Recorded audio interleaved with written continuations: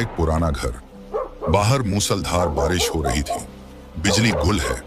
कमरे के कोने में एक दिया टिमटिमा रहा है। दिए की लौ से खाट पर लेटे मोहनलाल की चेहरा साफ साफ दिख रहा है, पीला, थका और सांसें उखड़ी हुई। कमरे में उसका बड़ा बेटा अरुण और छोटा बेटा बिरजू मौजूद हैं। पिताजी, आपकी तबीयत बहुत बिगड़ती जा रही है। मैं और इंतजार नहीं कर सकता। मैं अभी डॉक्टर मिश्रा के घर जाता हूँ। वो गांव में ही है। बारिश में थोड़ा वक्त जरूर लगेगा, लेकिन आप चिंता मत कीजिए, मैं उन्हें लेकर आता हूँ। अरुण बेटा, अब वक्त नहीं बचा। तेरी माँ गई थी। उस दिन भी बारिश ऐसी ही हो रही थी। आज फिर वही बूंदे, वही रात। लग रहा है अब मेरा भी समय पूरा हो गया है। तू अब थक मत भाग बेटा, अब कुछ नहीं होगा। ऐसी बातें मत कीजिए पिताजी। माँ को खोया वो दर्द आज तक अंदर से खा रहा है। आप भी चले गए तो हम दोनों भाई क्या करेंगे? आप तो हमारी ताकत है। आपको कुछ नहीं होगा। मैं डॉक्टर को अभी लेकर आता हूँ। बिरजू आगे आता है। उसकी आंखों में आंसू हैं। वो मोहनलाल के पैरों के पास बैठ जाता है और धीरे से बोलता है, पिताजी, माँ जब बीमार थीं, मैं शहर में था। उन्हें उस हालत में छोड़कर मैं चला गया काम की तलाश में। जब लौटा तब तक वो जा चुकी थी। अब मैं आपको इस हालत में नहीं देख सकता। अब की बार मैं कुछ नहीं छोड़ूंगा। मैं डॉक्टर को लाकर ही दम लूंगा। बिरजू, तेरा ये पछतावा, तेरा प्यार मेरे लिए बहुत है बेटा। मैंने तुम्हें लड़खड़ाते देखा है, लेकिन आज पहली बार देख रहा हूं कि तू संभल रहा है। पर अब मेरा शरीर थक गया है। अब ये बोझ नहीं उठा सकता। पिताजी, आपने हमेशा कहा है कि जब तक सांसें हैं तब तक उम्मीद है। तो आप भी उम्मीद मत छोड़िए। डॉक्टर बस थोड़ी देर में आ जाएगा। मैं छाता लेकर निकलता हूं। आप कुछ सोचिए मत, सिर्फ आराम करिए। अरुण बेटा, अगर वापस लौटकर मुझे यहां ना पाओ तो डरना मत। मुझे शांति मिलेगी अगर जानूं कि तुम और बिरजू एक दूसरे का साथ कभी नहीं छोड़ोगे। मैं नहीं चाहता कि मेरे जाने के बाद तुम दोनों बिखर जाओ। बिरजू एकदम खड़ा हो जाता है। आंखों में आग और आंसू दोनों हैं। नहीं पिताजी, आप ऐसे नहीं जा सकते। इस घर की दीवारों ने आपके हंसी की गूंजें सुनी हैं। आप यहां से नहीं जा सकते। अरुण, तुम जाओ, मैं तब तक पिताजी के पास हूं। पिताजी, मैं हर उस बात के लिए माफी मांगता हूं जो मैंने अनजाने में आपको दुख दिया। बस एक मौका दीजिए। एक बार डॉक्टर देख लें, शायद कुछ हो सके।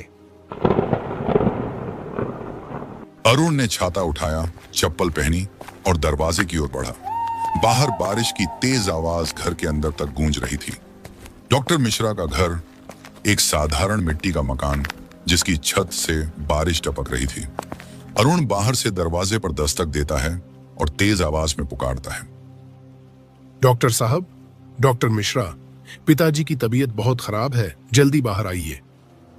भीतर से एक बूढ़ी औरत की आवाज आती है। वो दरवाजा खोलती है। उसकी आंखों में चिंता होती है। बेटा, क्या हुआ? कौन हो तुम? मैं मोहनलाल का बेटा अरुण हूँ। मेरे पिताजी की तबीयत बहुत खराब है, सांसें उखड़ रही हैं। डॉक्टर साहब को बुलाने आया हूँ। बेटा, आज तो सोमवार है। डॉक्टर साहब हर सोमवार सावले गांव जाते हैं।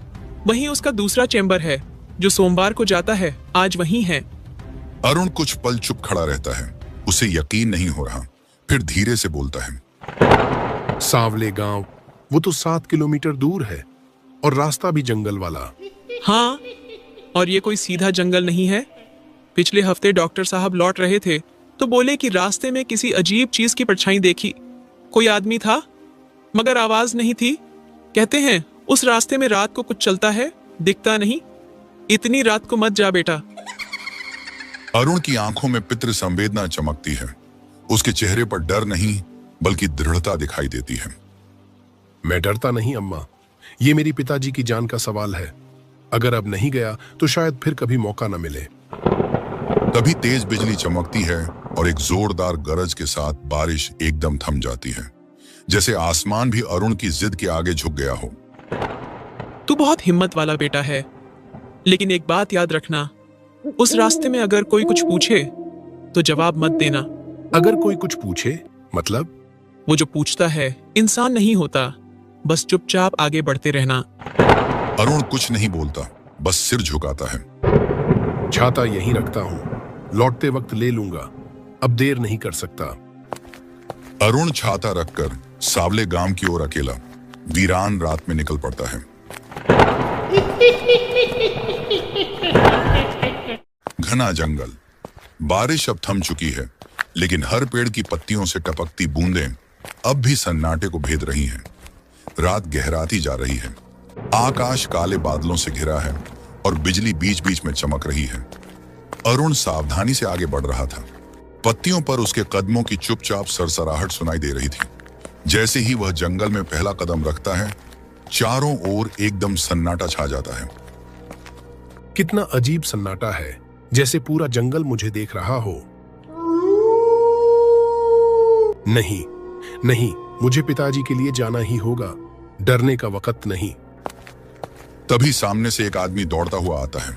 चेहरा धूल और कीचड़ से सना हुआ, आंखों में डर भरा है।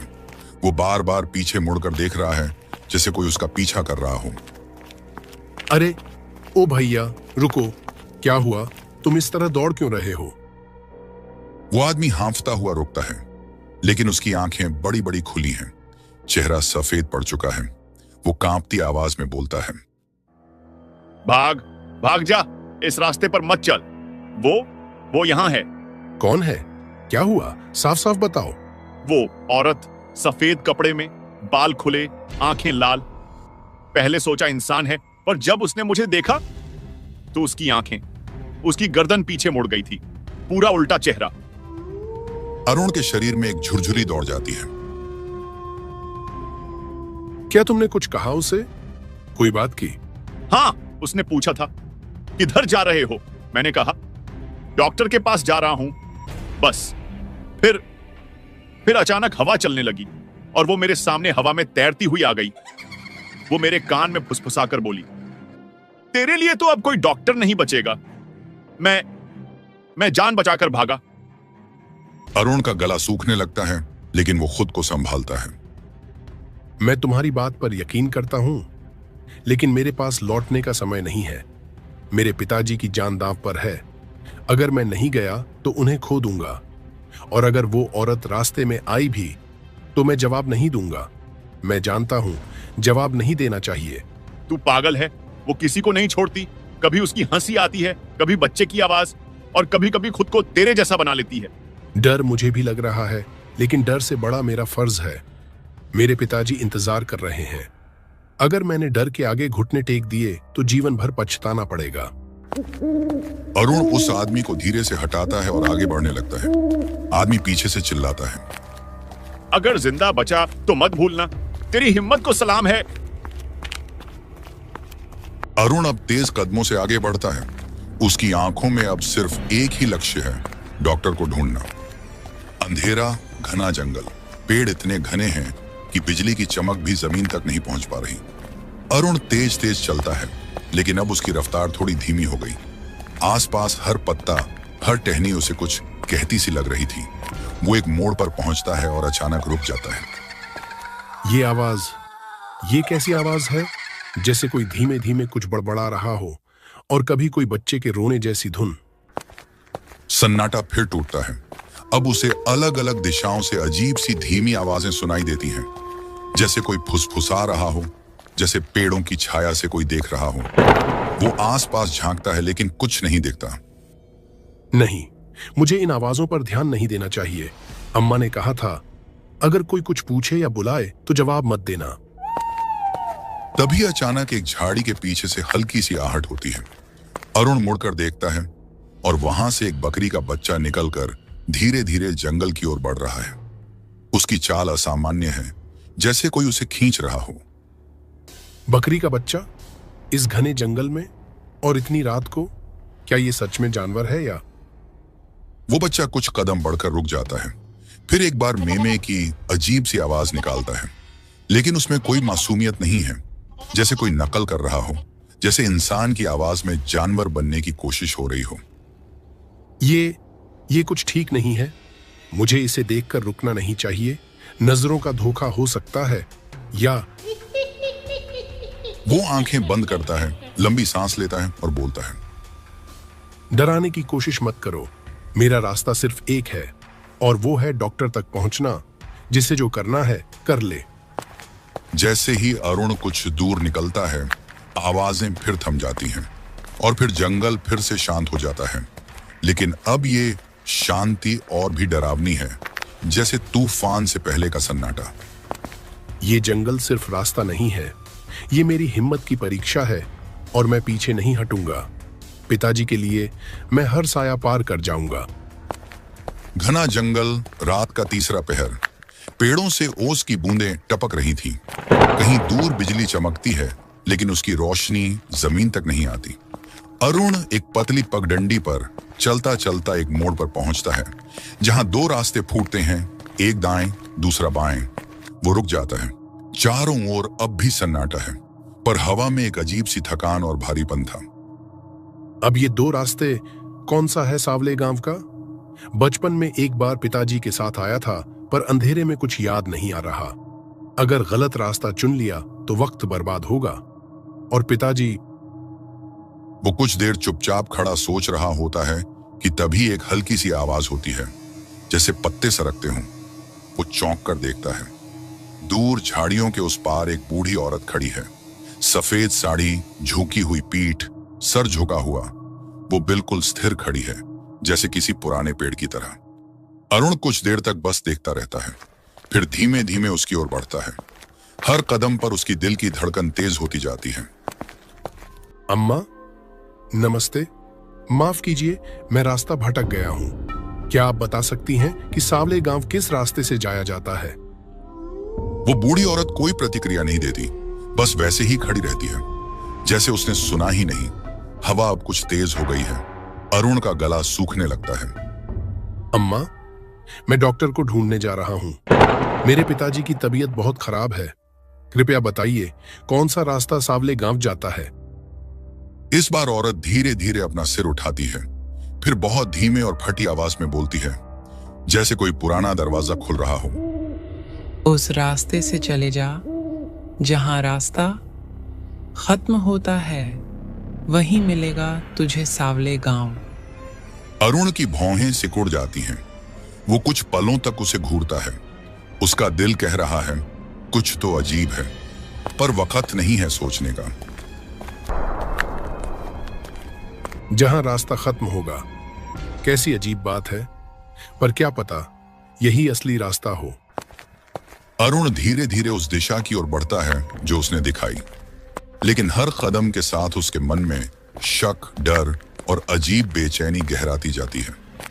जैसे जैसे वो आगे बढ़ता है, रास्ता और संकरा और अंधेरा होता जाता है। झाड़ियां अब शरीर को छूने लगी हैं, पेड़ अब और घने हो गए हैं, लेकिन अरुण रुकता नहीं। हो सकता है ये सच में सही रास्ता हो, या हो सकता है मैं किसी धोखे में हूं। लेकिन अगर पीछे हटा तो पिताजी। अब तो रास्ता वही है जो डर से आगे है। अरुण अब एक संकरी पगडंडी से कई घंटों से चल रहा है। पसीना और बारिश की बूंदें उसके चेहरे पर मिली हुई हैं। उसकी चाल थकी हुई है, लेकिन इरादा अडिग है। वो झाड़ियों के बीच से निकलता है और एक खुली जगह पर आता है। उसके सामने एक विशाल झरझर हवेली खड़ी थी। टूटी हुई खिड़कियां, दीवारों पर बेलें छड़ी हुई और जगह जगह से प्लास्टर उखड़ा हुआ। हवेली का दरवाजा आधा खुला है और अंदर से ठंडी हवा बाहर आ रही थी। ये हवेली इतनी रात को इस सुनसान जंगल में, क्या यहां कोई रहता है? शायद कोई हो यहां, कोई बुजुर्ग या चौकीदार। अगर मुझे गांव का रास्ता बता दे तो। वो हवेली के मुख्य दरवाजे पर पहुंचता है। थोड़ी देर सांस लेकर धीरे से दरवाजा खोलता है। झरझर की आवाज होती है। दरवाजा और खुलता है और अंदर अंधकार पसरा हुआ है। कोई है? सुनिए, मैं रास्ता भटक गया हूं। मुझे सावले गांव जाना है। कृपया कोई जवाब दीजिए। कोई जवाब नहीं आता, लेकिन कुछ गूंजती हुई धीमी आवाजें हवेली की दीवारों से टकराकर लौटती हैं, जैसे कोई बहुत दूर से कर रहा हो। अरुण और थोड़ा भीतर जाता है, तभी एक जोरदार बिजली चमकती है और एक अजीब सी साया एक कोने में प्रकट हो जाती है। चेहरे पर काले बाल, लंबे नाखून, लाल आंखें, उलझे कपड़े और हवा में तैरती हुई सी चाल। तुम कौन हो? क्या तुम इंसान हो या कोई साया? चुड़ैल जैसी औरत एक ठंडी सी हंसी हंसती है, धीमी लेकिन कानों में चुभने वाली। उसके होंठ हिलते नहीं, फिर भी उसकी आवाज गूंजती है जैसे भीतर से आती हो। तुम इंसान हो, फिर भी इस हवेली तक पहुंच गए। तुम जानते नहीं, ये रास्ता इंसानों के लिए नहीं होता। अरुण थोड़ा पीछे हटता है, लेकिन हिम्मत नहीं हारता। वो उसकी आंखों में देखता है। क्या तुझे मुझसे डर नहीं लगता?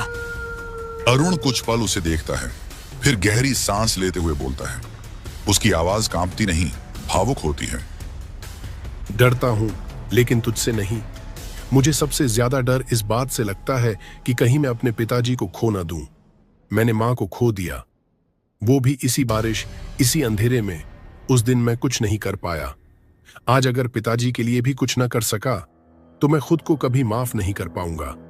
मैं जानता हूं तू कोई आम औरत नहीं है, तेरे भीतर कुछ है। लेकिन अगर तू मुझे मार भी दे, तो कम से कम कोशिश करते हुए मरूंगा। पिता को बचाना मेरा फर्ज है, और यही मेरा सबसे बड़ा डर भी है कि मैं कहीं देर न कर दूं। चुप्पी छा जाती है। हवेली के दियों की लौ एकाएक तेज हो उठती है, जैसे समय खुद थम गया हो।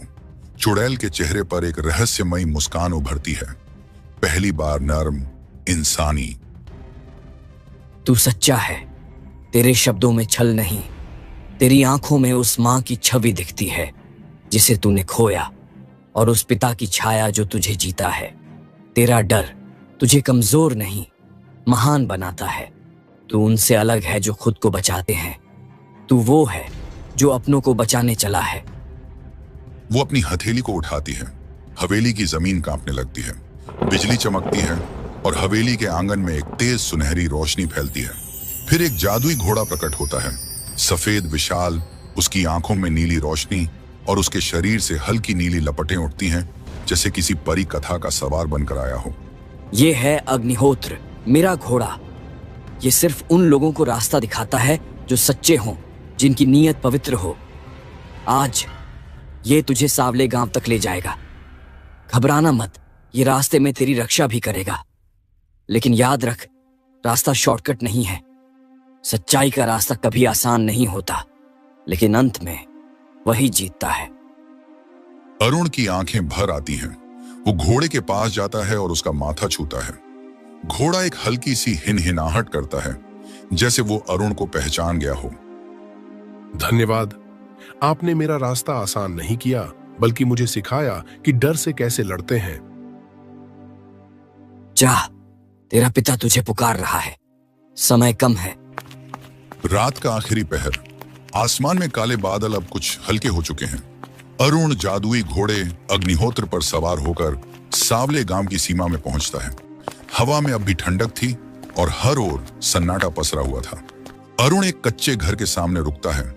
दरवाजा खटखटाता है। थोड़ी देर बाद एक अधेड़ उम्र का आदमी दरवाजा खोलता है।